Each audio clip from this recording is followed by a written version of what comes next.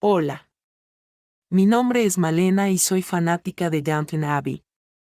Hoy les traigo, Directo al cráneo, un texto de Manuel Soriano.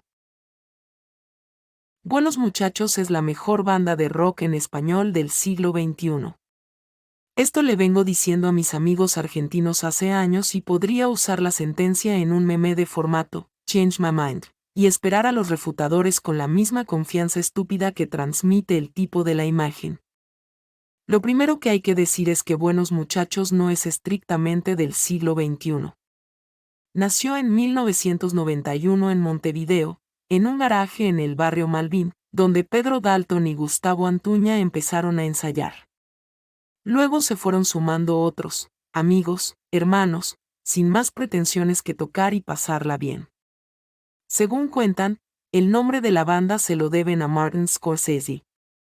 El encargado de un estudio de grabación les preguntó para quién era la reserva y, como no se les ocurría nada, dijeron el nombre de la película que estaban mirando, Buenos Muchachos. Otras películas que pegaron fuerte ese año fueron Misery, Danza con Lobos, Mujer Bonita, Mi Pobre Angelito y Ghost, La Sombra del Amor. La historia del bautismo es interesante porque es casual, pero también consecuente. Además de un nombre, la banda comparte otros elementos que Scorsese suele mezclar en sus películas: ternura, violencia, mugre, estilo, quiebre, espíritu animal. En 1992, Buenos Muchachos debutó en Junta Cadáveres, un boliche rockero de reviente. Toda ciudad tiene al menos uno y el de Montevideo tiene nombre onetiano, que fue adquiriendo carácter mítico con el correr de los años. De a poco se fue consolidando en la escena under. Todo es under en Uruguay, dicen algunos, junto a otras bandas como Chicos Eléctricos, La Hermana Menor y de Supersónicos. Para fines de los 90, tenían 2 discos y algunos fieles seguidores. Con su cuarto disco, Amanecer Búho, Bizarro Records, 2003, la banda logró mayor notoriedad.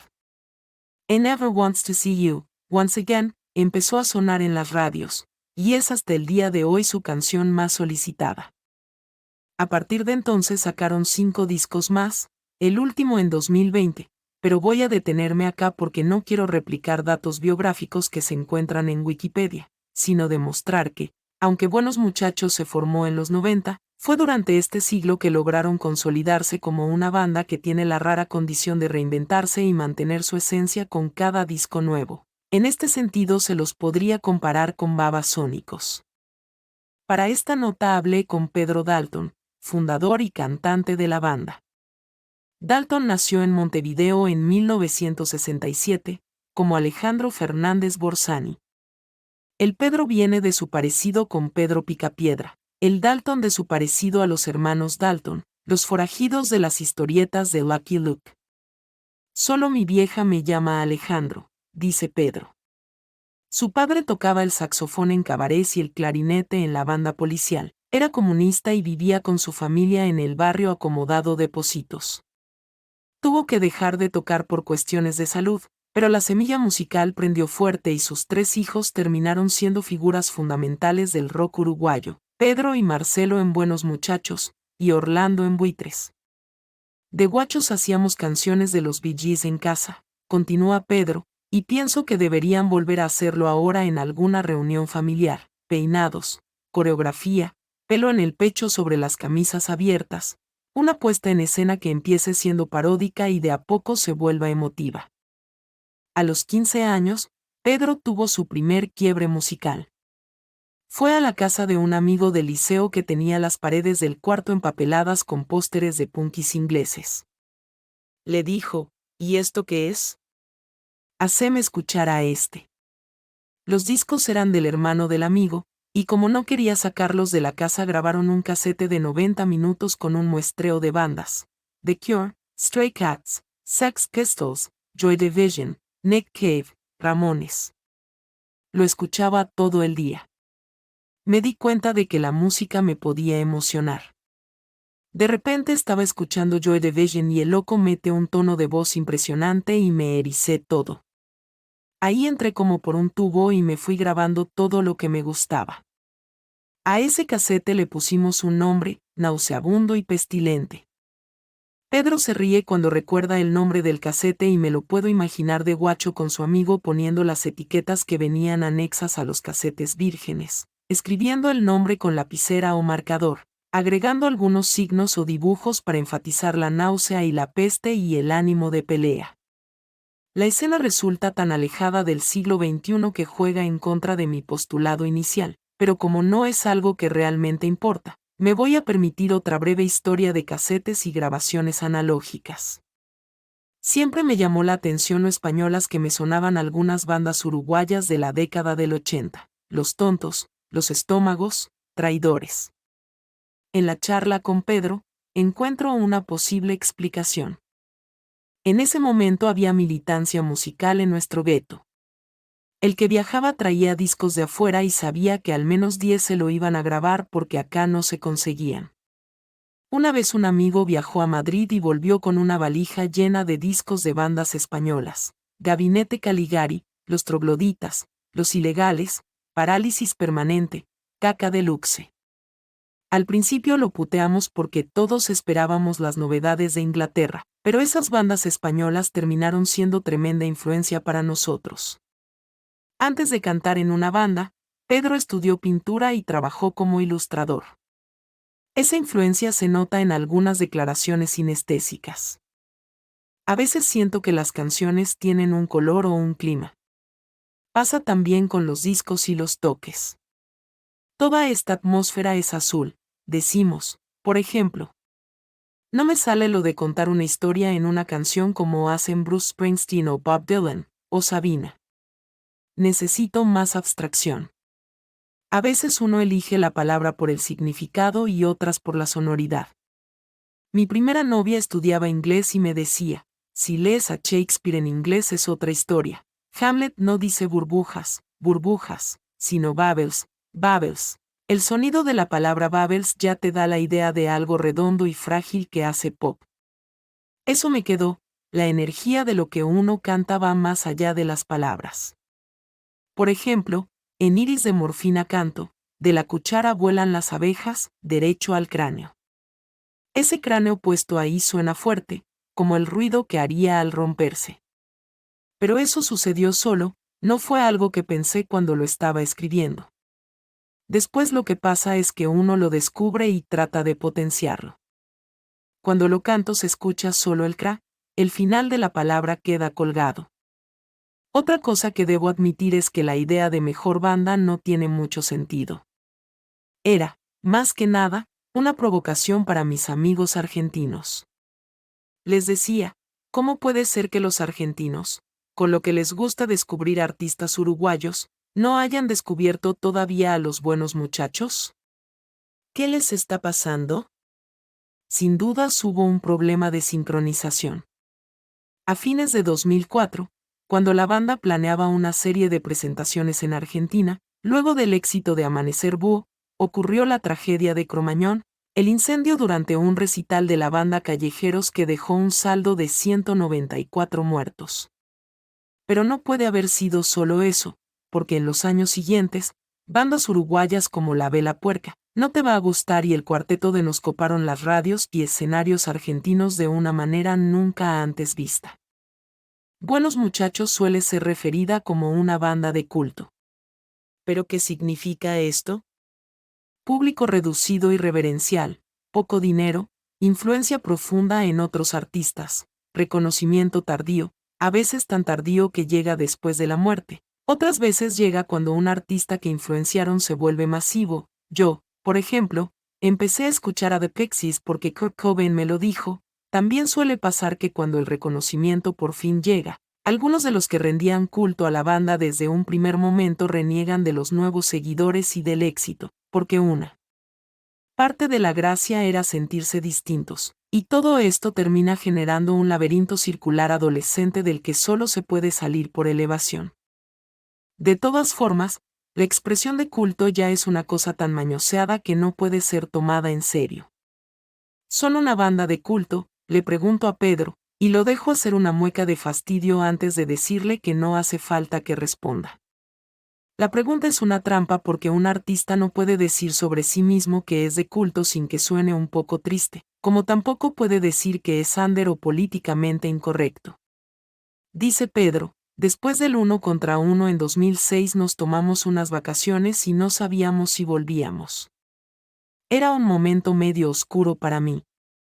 Nos llevó un par de años, pero cuando volvimos lo hicimos con una fortaleza increíble, convencidos de que si nosotros estábamos contentos con lo que hacíamos, lo de afuera se iba a dar bien. Esa siempre fue nuestra cabeza, en realidad. Muchas veces se habla de esta puja entre lo artístico y lo comercial. Veamos un ejemplo para que no quede solo como una abstracción romántica. Después del éxito de He Never Wants to See You, Once Again, estaba la presión de que el corte de difusión del siguiente disco también fuera un hit. Con la discográfica coincidimos en que la canción tenía que ser Y la nave va. Pero tenía un final rarísimo, como un rulo de 1 minuto que la hacía demasiado larga para que la pasaran en la radio. Le podríamos haber sacado ese final, pero a nosotros nos gustaba. La historia me hace recordar algo que le escuché al comediante Louis C.K. Había hecho una serie siguiendo las pautas de HBO y le había ido como el culo. Luego le ofrecieron hacer otra serie para el canal FX y aceptó con la condición de que pudiera hacer lo que quisiera. Ustedes me dan $200,000 por capítulo, una miseria para los estándares de la tele yankee. Yo les doy el producto terminado y ustedes lo pasan. Ese fue el acuerdo para producir la serie Louis y en la primera temporada le fue muy bien, tanto que para la segunda el director del canal le propuso, podemos pasarla más temprano. En vez de arrancar 22:30 podría arrancar a las 22. Ese adelanto de media hora implica duplicar la audiencia, triplicar el presupuesto y la ganancia, pero no podemos darte libertad total de contenido, porque los patrocinadores de las 22 ponen mucho dinero y van a querer saber qué tipo de programa están apoyando. La respuesta de Louis fue, me gusta el público que tenemos, nos quedamos a las 22:30. Hace un par de días me fumé un porro y en pleno momento de pegue me acordé de que me había anotado en una clase de stretching. Estoy con problemas lumbares, que estaba por empezar. Llegué al gimnasio, me acosté sobre mi colchoneta y ya de entrada me entregué a las indicaciones de la profesora como nunca lo había hecho. Podía visualizar los movimientos de mis músculos y articulaciones, el roce entre ambos, como si se masturbaran unos a otros, y al lado mío una señora de pelo rojo corto incandescente hacía gemidos de dolor y placer, y decía cosas como, es ahí, ahí, justito ahí. Incluso la selección de música relajante, siempre es la misma, una mezcla de Tracy Chapman, Cat Stevens, Sting, Roxette, The Beatles, Extreme, Phil Collins y otros, me resultó inspiradora. En un momento dejé de visualizar el interior de mi cuerpo y me puse a pensar en esta nota que ya había empezado a escribir. Michael Bublé cantaba Come Fly With Me y yo intentaba la postura del gato y pensaba sin nostalgia en lo lejos que estoy de amontonarme durante horas o de hacer pogo o de cualquiera de esas cosas que antes disfrutaba de los recitales de rock. ¿Cómo hace una banda de rock para envejecer con dignidad?, le pregunto a Pedro. Hoy hay 3 generaciones en un show de buenos muchachos. Es distinto el público de los 90, al de 2005, al de ahora. Antes había más remeras y mochilas, eran más de hacer pogo y cantar a los gritos. Ahora el público viene con otras intenciones. Hace poco vimos las fotos después de un show y nos sorprendió la cantidad de personas que había con los ojos cerrados. Siguen cantando, pero es un viaje más hacia adentro. La banda fue ganando en densidad, hay como muchas capas, los instrumentos se lucen y hoy la mayoría se dio cuenta de que es más redituable escuchar que agitar. Antes me enojaba con el público. Les decía, no hagan pogo, bailen, que es mejor. Empecé a batallarla todo el tiempo. No logré nada, igual. Lo único que dio resultado fue empezar a tocar a las 9 de la noche y no a las 3 de la mañana, como hacíamos antes. Hay que transformarse, como hizo Lou Reed o Iggy Pop o Nick Cave. Si no, la que das. Si te vas a morir, morite a los 27, no seas un viejo ridículo que te da un paro en el escenario por tomarte 2 rayas de más. Le cuento a Pedro sobre una entrevista a la familia Montaner que vi en un programa de la tarde hace años. Ricardo estaba con su esposa y 3 hijos, todos vestidos de blanco, y contaba cómo su familia se había volcado a la vida espiritual y a Dios, y que ese era el camino que quería para ellos. Todos parecían estar conformes con esta decisión, pero el hijo mayor, que debía de tener unos 17 años, tenía la mirada extrañamente perdida, y creo que debía estar pensando algo así como: mira, papá, entiendo que te hayas agotado después de 2 décadas de merca, champaña y fiestas en yates, y que eso es lo mejor para vos ahora, pero no es justo que yo también tenga que hacer esa vida sin haber probado antes un poco de la otra. ¿Está bien lo que hace Ricardo? ¿O es más honesta una reflexión del tipo me alegra haber entrado y me alegra haber salido? Pedro toma prestada una respuesta de Bowie para contestarme. Cuando le preguntaron si les había sacado algún provecho creativo a las drogas, Bowie dijo: posiblemente, pero las chances de poder meterte un poquito como para sacar las cosas buenas y luego poder salir son tan remotas que no se lo aconsejaría a nadie. Es como encontrar una ostra gigante con una perla en el medio. Podés tratar de alcanzar la perla, pero la ostra también puede cerrarse y que no llegues a sacar los brazos. Yo volví del infierno, me dice Pedro. Estaba trancado en un infierno que no le deseo a nadie. Y esto es para siempre. No es joda. Yo sé que mañana me tomo media copita y chau Pedro. Otra pequeña epifanía que tuve durante mi clase de stretching fue que había algo raro en ese Babels que había mencionado Pedro durante nuestra charla. Cuando volví a mi casa busqué la cita, pero no la pude encontrar en Hamlet ni en ninguna otra obra de Shakespeare. Le mandé un mail a una exprofesora de literatura inglesa que, además de ser brillante, es alguien que puede recibir con agrado una consulta como esta. Alcanzó con un par de idas y vueltas de contexto para que me diera una posible solución. Las brujas de Macbeth dicen a coro para potenciar su hechizo: double, double, toil and trouble. Fire burn and cauldron bubble. Doble, doble trabajo y problemas. Fuego quema y caldero burbujea. Si es por la sonoridad, puede ser esta, me dijo. Y era nomás porque cuando le pasé la consulta a Pedro, me respondió: ahora me acuerdo de las brujas. Aquella novia me dijo exactamente esto que me pusiste, pero a mí solo me quedó Babels. Podría haber editado la cita inicial de Pedro, pero me gusta este relato entreverado porque sirve para mostrar que las influencias también llegan a los artistas de manera entreverada. A pesar de haberle errado a la obra y hasta a las palabras, lo más importante de la cita que Pedro había escuchado hace, digamos, 35 años, le había quedado marcado a fuego. Babels, las palabras son música además de significado. Esto dijo Ayrton Senna después del Gran Premio de Montecarlo en 1988. Ese día me di cuenta de que no estaba manejando de manera consciente. Estaba en otra dimensión. El circuito para mí era un túnel por el que iba. Le pregunto a Pedro si le pasa algo parecido cuando sube al escenario. Cuando canto por momentos siento que me voy. Tenés que meterte en personaje. Anne Fantman es un personaje. Yo no ando por la vida moviéndome así como un loco. Les robé a todos: Jim Morrison, Luca Prodan, Bowie, Nick Cave, Lou Reed. Cuando empecé a cantar sobrio y a las 9 de la noche, al principio, me costó. Sentía que recién calentaba motores después del 6º tema. Entonces le propuse a la banda tocar unas canciones de calentamiento antes de arrancar. Me había enterado de que Metallica hacía eso. Y otra cosa que ayuda es la lista de temas. Eso lo aprendí cuando vi a Iggy Pop en Uruguay. Arrancó con I Wanna Be Your Dog y ya estaba ahí arriba. Me acuerdo de algo que leí en una entrevista a Tom Waits. El loco decía que tenía miedo de perder la emoción al profesionalizarse.